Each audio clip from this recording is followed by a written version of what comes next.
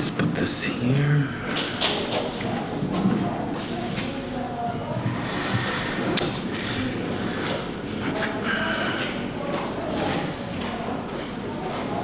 Okay, good morning, everyone. So I'll talk on a different set of puzzles, more related to the capacity expressiveness of a network, but as a function of architectural choices. Depth is one of them, connectivity is another, and look at also inductive bias relationships. So this is, I'll present an overview of work in my lab for the past 2 years. It started last year with a Colt paper, and since then we had a relatively decent number of works in the topic that I'm going to talk about, and even more recently, about half a year ago, we started to find also connections to condensed matter physics.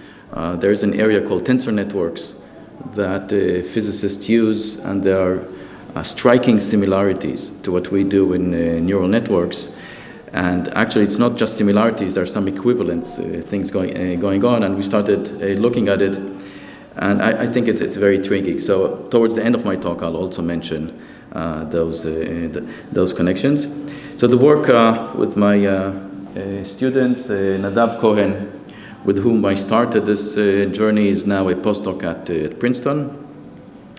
And Or Sharir and Yoav Levin are two PhD students working with me. Yoav is at the beginning of his PhD, and Or is more or less at the middle. Okay? And then there are a number of master students that come and go. So when we look at neural networks, and when we look at the classic multi-layer perceptron, there isn't much structure going on. The only structural choice is basically depth and the layer width, the number of neurons you have in every layer. But when you look at modern neural networks, we have many architectural choices. Depth is one of them. You have every layer, you have a width, the number of channels in the layer, the activation types, the pooling types. Are you doing what kind of geometry of pooling are you doing? Pooling is a feature that doesn't exist in MLPs at all. The convolutional kernel size, dilation factors. There's this new form of dilation networks. What do we know? What can we say about them? Connectivity, all these inception models. Today the modern networks are very, very different from this feed-forward simple network that Hinton and Krzyzewski and all those before used in 2012. So the question is whether all these architectural choices are a simple hack and they don't mean much, or if they do mean, and we know that from a practical reason they mean a lot, what exactly do they mean from a theoretical point of view? So the purpose of this journey is to try to put all these architectural choices in a theoretical framework and say something interesting. So, and I'll define what interesting mean. Interesting in this area is called efficiency. So I'll define what efficiency is. So, one moment. Okay, so I think I went over these fundamental theoretical questions. It's not only capacity, but what kind of functions does a network with a specific architectural choice represents? Why are they good for the kind of data that we're feeding this network? This is related, touching upon inductive bias. What can we say about depth? We can say quite a lot today about depth and prove it. Can other architectural features like connectivity, size of the convolutional kernel, do they have something interesting associated with them? And what does depth bring in RNN, in recurrent neural networks? You can have a recurrent neural network which is shallow, and you can have a recurrent an RNN which is deep. What does deep gives you in an RNN? And then this relationship to condensed matter physics. So first, just to define efficiency, when we look at two architectures, architecture A and B, will say that the space of functions of one architecture should be completely embedded in the space of functions of the other architecture. Completely embedded, meaning that we will need the network size to grow super polynomial or exponential in order to represent the same functions of the other architecture. And then we'll say that this is complete if this happens for all choices of parameters of the network except the measure 0 set of choices. Okay, and we would be interested in functions that are super polynomial and exponential. So an example is a deep network. So we'd say that a deep network has an exponential efficiency compared to a shallow network, because for a shallow network to represent or approximate the class of functions that a deep network can represent with a polynomial size of parameters, the shallow network will need to grow exponentially large. So this is an exponential efficiency of depth. Okay, and then the other question is, okay, but whatever architecture you choose, because the size of the network is finite, it doesn't represent all functions. So why the functions that it does represent are interesting? Why do they work so well for images, for speech? Why that class of functions, which is quite limited, it's a fraction of all possible functions that you can represent, why that class of functions is interesting? So this is a question of inductive bias. Okay, so I looked at this. So I'll start first with a network which is, we call this convolutional arithmetic circuit. It's a surrogate to the modern convolutional net. It has all the properties of a convolutional net. The activation is linear. The pooling is product instead of max or instead of max pooling. And the convolution is 1 by 1. So it's a 1 by 1 kernel going deep into the layers, the channels of each layer. And then it goes, you start with a representation of the original input, some form of function applied to blocks in the input, and then you go through a sequence of 1 by 1 convolution, a pooling operation where a pooling is a product pooling, and that pooling also creates a decimation, and then you continue that until you reach a 1 by 1 deep tube, and then you do a linear function to your output. Okay? So the difference between the convolutional arithmetic circuit and convolutional networks is the pooling. In CNNs, the pooling is max pooling. Activation, there is a nonlinear activation. And the convolutions are k by k rather than 1 by 1. Even though, in modern networks, there are many places where you do a 1 by 1 convolution, and it looks quite effective. Okay, so now we would say that functions realized by such a network have the following form, and I'll relate this form to what you see here. You take your representation functions, apply a function for each block in the input. That's f of xi. Xi are the blocks of the input. And then you take products of them, and you linearly combine products where the coefficients of the linear combination sit in a exponential size tensor, where if you have here m channels and you have n blocks, then it's m to the power of n entries in this tensor. Now, how is this function related to what you see here? It is related through tensor decomposition. That's really the key point. So what we have here, we have x1 to xn are input blocks, input patches. These f are functions that apply to the input image, after which we go through this sequence. And then there is a tensor, one tensor for each output channel. And we'll call this the coefficient tensor, and it's exponential in its size. So this is definitely not a practical way of representing a class of functions, because you have here an exponential size entity.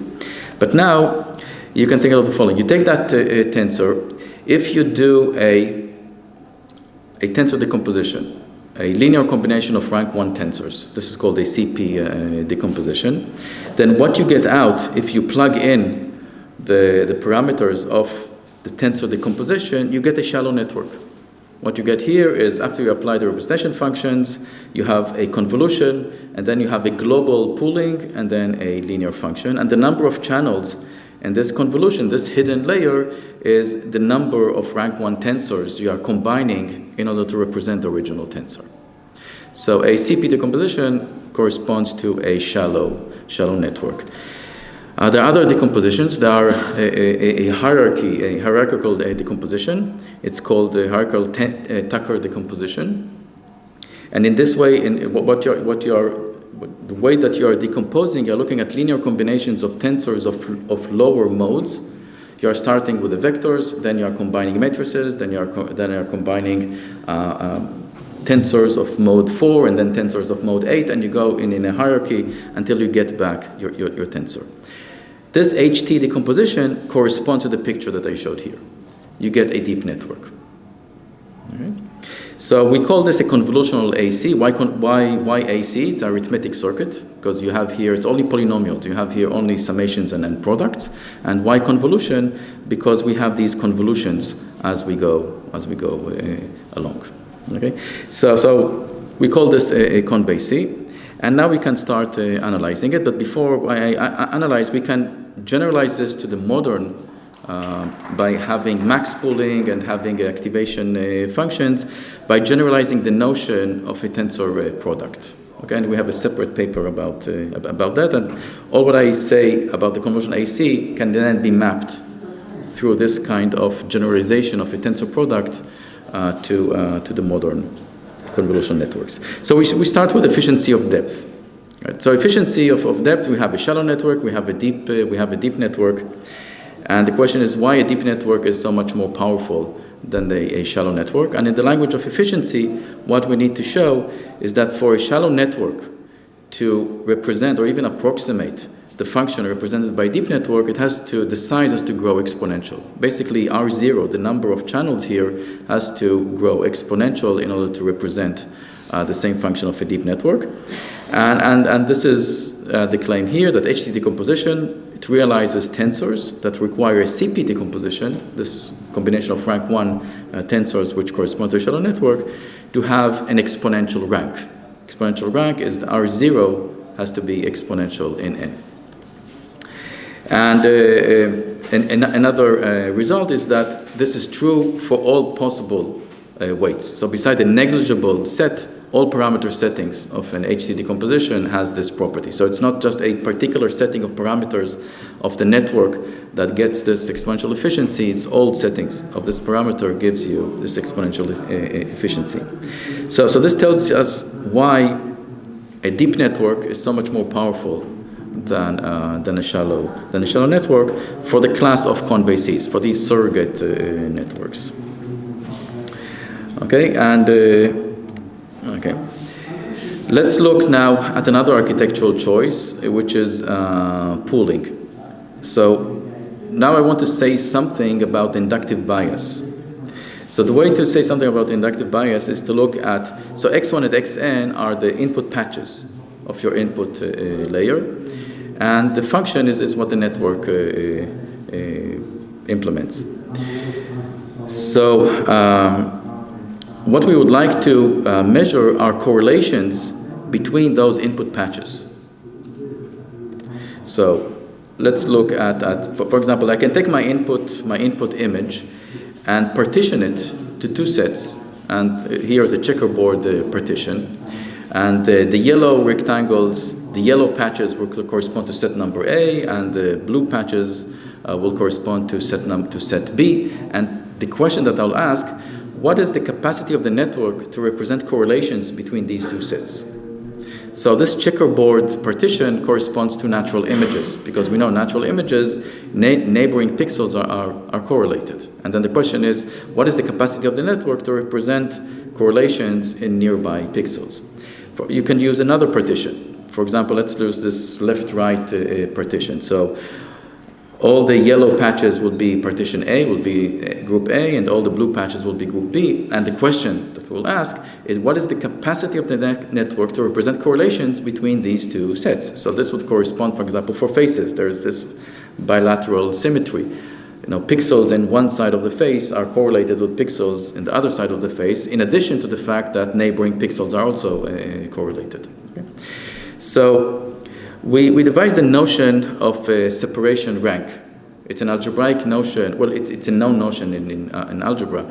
It's a notion that represents a correlation through rank. It's called an L2 rank, and I'm not going to show here equations of that. Yeah. So separation rank grows exponential.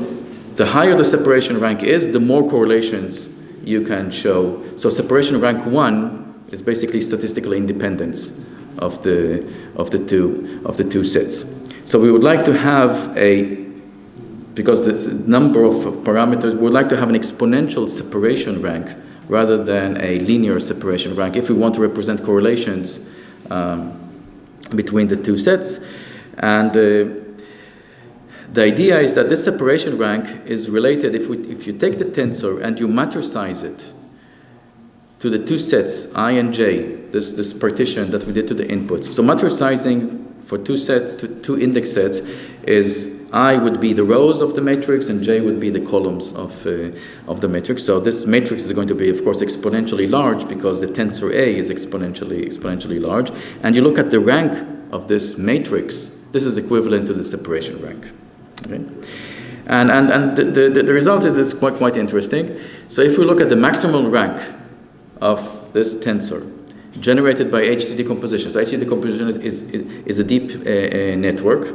Then it's exponential for interleaved partitions, for this checkerboard type of partition, and it's polynomial for this left-right partition. So it means that the network that we build are very good for inputs where the correlations are among neighboring patches, and not as good for correlations that are far away.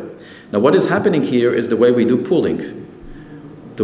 Because pooling is done in contiguous patches, this leads to this result. If we had designed pooling differently, by taking pixels that are far away and pulling them together, then it will be reversed. So the point is that you can extract exponential separation rank, which is the best correlations that you can model, for favored partitions, and polynomial for other partitions. And you can decide what is your favorite partitions based on the geometry of pooling. So this is a result of connectivity. Okay? Let's look at another architecture, and that's overlapping. So in what I showed you here, the convolution was 1 by 1. Now we know that in modern CNNs, some of the convolutions are not 1 by 1, are d by d, where d could be 3, d could be 5. There are convolutions that are 1 by 1, but many of the convolutions are d by d. So is there something interesting to say about these d by d convolution? And the answer is yes. I'll skip this. I'll go directly to the result, which is here, is that so when you do a d by d, you are kind of reusing information. It's overlaps. So the stride is smaller than the kernel size, and while you're doing convolution, you are reusing pixels, you are reusing information. So we call this overlaps. And this overlaps creates an exponential efficiency. So it means that a network with only 1 by 1 convolutions would need to grow exponentially large in order to represent the same class of functions that a network with overlapping convolutions can represent.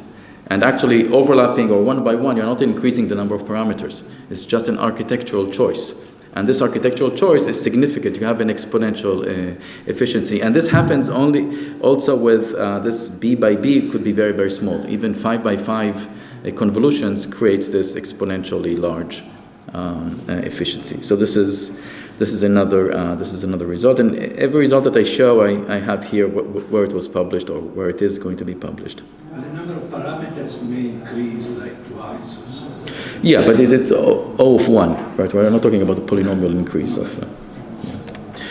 Okay. Another one, efficiency of interconnectivity. So we have these dilated convolutional networks, where these dilations they form a tree. Now you can think of the dilations as also an architectural choice, because I can do the dilations differently. And here is an example of the dilations in the kind of popular way of doing dilations. And here is another way of doing that dilations. Right? It's still a tree, but I'm mixing the way these dilations work. And the question is that if we take two dilation networks and we mix them, are we going to get something that is super polynomial in terms of efficiency? And the answer is also yes. Here it's not exponential, it's quadratic, but quadratic in terms of efficiency is something quite significant. Okay, and this is also going to be at ICLR. Okay.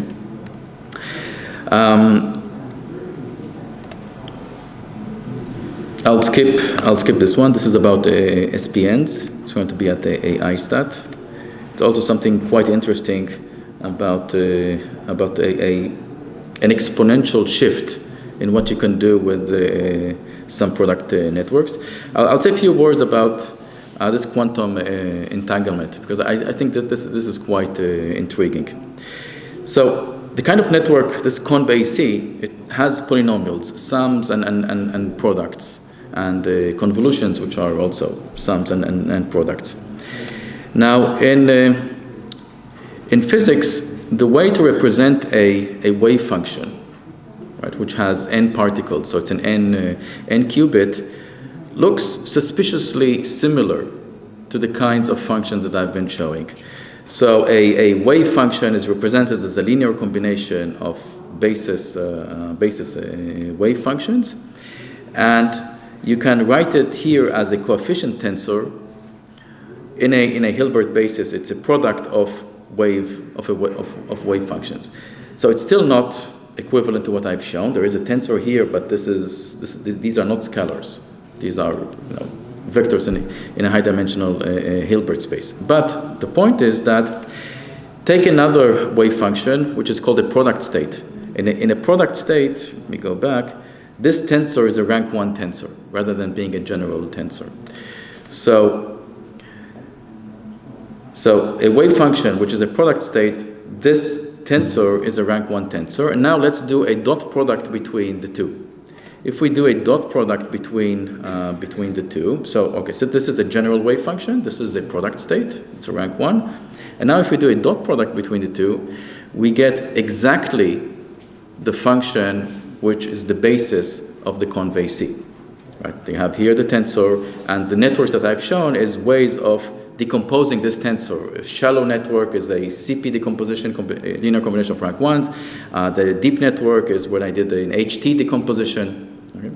So now in physics, they don't do decompositions, they do something else. So again, they have here an exponential size tensor, and they want to represent it. And they have ways to represent it not through decomposition, but through what they call a tensor network. So the way to think about before I show any picture, in our field, when we take a matrix or a tensor and we decompose it, what are we doing? We're doing linear combinations of outer products. So a decomposition of a matrix is a linear combination of rank 1 matrices. A rank 1 matrix is the outer product of two vectors. Right? So we're doing linear combinations of outer products. All what I've shown you about the CP decomposition, HT decomposition, were linear combinations of outer products. Physicists in tensor networks do something else. They create a graph where each node in a graph is a lower order tensor. Could be a matrix, could be a 3-order tensor, 4-order tensor, where the number of edges from that node are the order of the tensor. So if there are 2 edges, it's a matrix. 3 edges is a 3-order tensor. Now if you have 2 nodes that have an edge between them, that edge is a dimension of a tensor, and they're doing a contraction, a dot product along that edge. So, and the result is an object where the number of free edges is the dimension of the object, is the dimension of the tensor. Right? So if there are no free edges, it's a scalar, right? Like a dot product between two vectors. If there are 2 edges, the result is a matrix. If there are 3 edges, and so forth. So it's a different way of representing a tensor. And I'll skip this quantum entanglement for a moment, because I want to get to Okay, so this is what I said about the tensor network. You have here, this represents a matrix. This represents a tensor where the number of edges are the dimensions, the mode of the tensor. And if you have two objects and there is a edge between them, so you have here, this is a matrix and this is a vector. So this is a product of a matrix with a vector. And you see here you have a free edge. The result is a vector, right? And so forth. So this is how physicists take a tensor and try to represent it in a polynomial size structure. Okay, and they call this tensor networks. And what physicists are interested in is what is called entanglement scaling, trying to reach what they call the volume law or area law in representing the tensor. And all of that is related to quantum entanglement.